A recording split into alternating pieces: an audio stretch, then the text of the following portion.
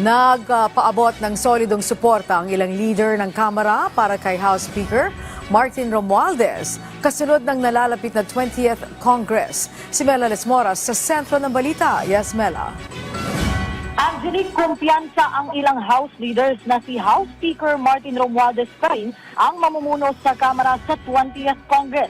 Sa isang panayam sa media ngayong araw, kapwa tiniyak ni na House Deputy Speaker David J.J. Suarez at House Committee on Agriculture and Food Chair Mark Enverga na patuloy pa rin ang suporta nila kay Speaker Romualdez. Ito ay sa gitna ng kumakalat na magkakaroon umano ng palitan ng liderato sa Kongreso sa pagpasok ng 20th Congress.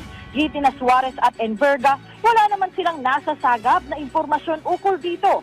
Sa kanilang parte, masaya rin naman sila sa pamumuno ni Speaker Romualdez. Sabi pa ni D.S. Suarez, nais sila ng continuity o pagpapatuloy ng magandang nasimulan ni Speaker Romualdez.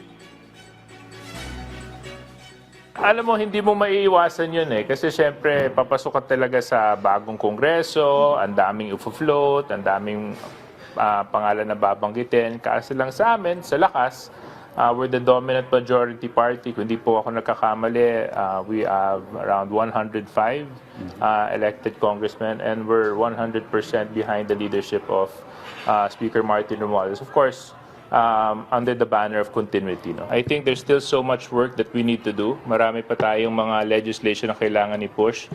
Mark being the chairman of Committee on Agriculture, it's very important na may sa batas natin ang marami pa rin pong pinapanukala ng ating administrasyon pagdating sa pagpapamura ng bigas na nararamdaman na po natin sa Visayas, pagpapalakas po ng mga sektor ng magsasaka. Siguro Mark can further expound on that, and other legislative measures that we need to push forward.